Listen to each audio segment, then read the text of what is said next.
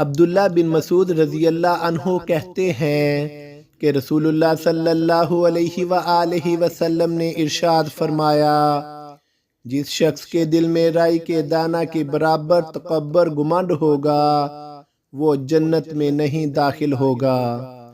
اور جس شخص کے دل میں رائی کے دانہ کے برابر ایمان ہوگا وہ جہنم میں نہیں داخل ہوگا۔ حضرت عمر رضی اللہ عنہ سے روایت ہے، انہوں نے فرمایا،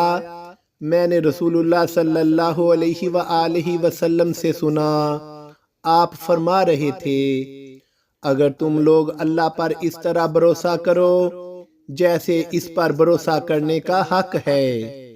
تو وہ تمہیں اس طرح رزق دے گا جیسے پرندوں کو رزق دیتا ہے۔ وہ صبح گھونسلوں سے بھوکے روانہ ہوتے ہیں